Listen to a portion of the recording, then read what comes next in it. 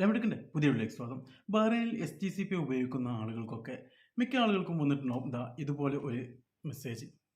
അതായത് നമ്മുടെ ഐഡിയും അതുപോലെ തന്നെ നമ്മുടെ ഇതിൽ കാണിക്കുന്ന we are not able to verify your ID and selfie എന്നാണ് കാണിക്കുന്നത്. അതായത് നമ്മുടെ ഒരു സെൽഫി ഫോട്ടോയും എടുക്കണം. അതുപോലെ തന്നെ നമ്മുടെ CPR ID നമ്മൾ ഈ ഒരു ആപ്ലിക്കേഷൻ തുടങ്ങുന്ന സമയത്ത് നമ്മുടെ CPR ഉപയോഗിച്ചിട്ടാണല്ലോ നമ്മൾ വെരിഫൈ ചെയ്തിട്ടുണ്ടാകുക, അതായത് ഇത് രജിസ്റ്റർ ചെയ്തിട്ടുണ്ടാകുക.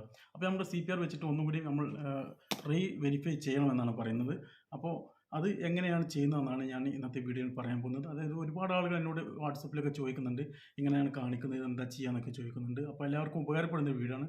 അപ്പോൾ മാക്സിമം ഈ വീഡിയോ നിങ്ങൾ ഷെയർ ചെയ്യട്ടോ. അപ്പോൾ ഇനി എന്താണ് ചെയ്യേണ്ടത് ഞാൻ കറക്റ്റായിട്ട് ഈ വീഡിയോ ഞാൻ കാണിക്കുന്നുണ്ട്.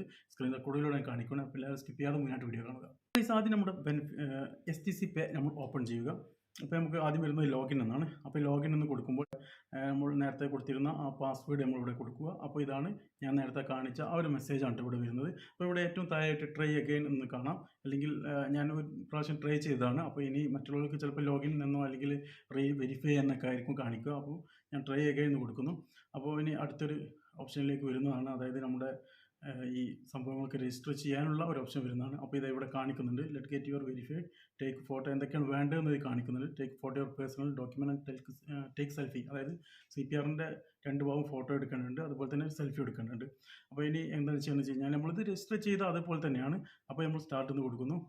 അപ്പോൾ സ്റ്റാർട്ട് എന്ന് കൊടുക്കുമ്പോൾ ഇതാണ് നമ്മുടെ ക്യാമറ ഇവിടെ ഓണായി വന്നിട്ടുണ്ട്. അപ്പോൾ ഇനി നമ്മൾ ചെയ്യേണ്ടത് നമ്മുടെ CPR നമ്മൾ കറക്റ്റ് ഒരു നല്ലൊരു പ്രതലത്ത് വെച്ചിട്ട് നമ്മൾ ഇതുപോലെ ഒരു സെൽഫിയാണ് എടുക്കേണ്ടത്. അറിയാമല്ലോ, നമ്മൾ നേരത്തെ ചെയ്തതുപോലെ തന്നെയാണ്. അതുപോലെ തന്നെ ഫസ്റ്റ് ഭാഗം നമ്മൾ എടുക്കുന്നു, പിന്നീട് നമ്മൾ ഇതിൻ്റെ ബാക്ക് ഭാഗം എടുക്കുന്നു. അപ്പോൾ കേസ് ഞാൻ പെട്ടെന്ന് അതൊന്ന് എടുത്തിട്ട് കാണിക്കാം.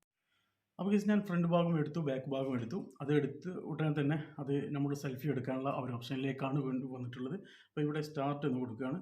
അപ്പോൾ എൻ്റെ സെൽഫി എടുക്കാനുള്ള ആ ഒരു പേജ് ഓപ്പൺ ആയി വരുന്നതാണ്. അപ്പോൾ അറിയാലോ, ഇതുപോലത്തെ ചെറിയ റൗണ്ടിലാണ് ഓണായി വരിക. അപ്പോൾ നമ്മൾ എടുക്കുന്നതെന്ന് വെച്ച് കഴിഞ്ഞാൽ നമ്മൾ ഇതുപോലെ ഇങ്ങനെ വെച്ചിട്ട് നമ്മുടെ ഫോൺ ഫ്രണ്ടിലേക്ക് ഇതുപോലെ നമ്മളെ ഫേസിന്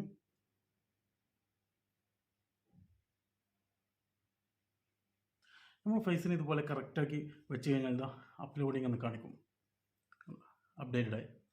ഇനി ഇത് ഓട്ടോമാറ്റിക്കായിട്ട്, അതായത് ചെക്ക് ചെയ്യുന്ന സെൽഫിയും കൂടി അപ്ഡേറ്റ് ആകുന്നുണ്ട്. ഇത് അപ്ഡേറ്റ് ആയി കഴിഞ്ഞ് ഏകദേശം 24 ഹവേഴ്സിൻ്റെ ഉള്ളിൽ, അതായത് വർക്കിംഗ് ഡേയിൽ 24 ഹവേഴ്സിനുള്ളിൽ തന്നെ ഇത് സക്സസ് ആകുന്നതാണ് കേട്ടോ.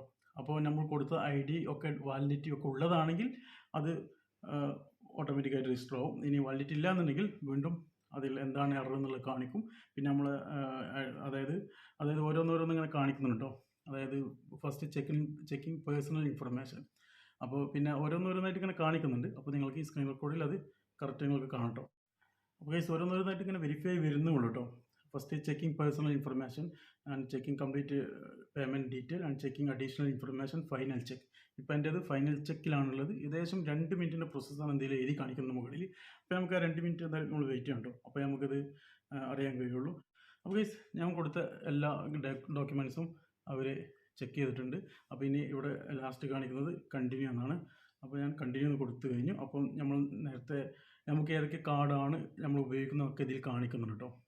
അപ്പോൾ ഇവിടെ ഏറ്റവും ലാസ്റ്റ് കാണുന്ന എക്സ്പ്ലോർ STCP, അതിലൊക്കെ നെക്സ്റ്റ് എന്ന് കൊടുക്കുക, വീണ്ടും നെക്സ്റ്റ്. അപ്പോൾ ഗൈസ് നമ്മൾ നേരത്തെ നമ്മൾ തുടങ്ങിയ സമയത്തുള്ള ആ ഒരു ഓപ്ഷനിലേക്ക് തന്നെ എത്തിയിട്ടുണ്ടോ. ഇതാണ് നമ്മുടെ നോർമൽ നമ്മൾ നേരത്തെ തുടങ്ങിയ STCPയുടെ ആ പേജിലേക്ക് തന്നെ എത്തിയിട്ടുണ്ട്. അപ്പോൾ ഇപ്പോൾ വീണ്ടും മുകളിൽ ഒരു പ്രൊഫൈൽ പിക്ചറിൽ ഒരു മഞ്ഞ കളറായിട്ട് നമുക്കിവിടെ കാണാൻ കഴിയും. അപ്പോൾ അതിൽ ക്ലിക്ക് ചെയ്താൽ വീണ്ടും അപ്ഡേറ്റ് ചെയ്യാനുള്ള ഓപ്ഷൻ കാണിക്കുന്നുണ്ട്. അത് വീണ്ടും രജിസ്റ്റർ, അതായത് വീണ്ടും ഇത് വെരിഫൈ ആയിട്ടില്ല എന്തെങ്കിലും എറർ വന്നിട്ടുണ്ടെന്നുണ്ടെങ്കിൽ നമുക്ക് വീണ്ടും അപ്ഡേറ്റ് ചെയ്താൽ മതി, അല്ലെങ്കിൽ ഇവിടെ വാലിഡ് എന്ന് കാണിക്കും.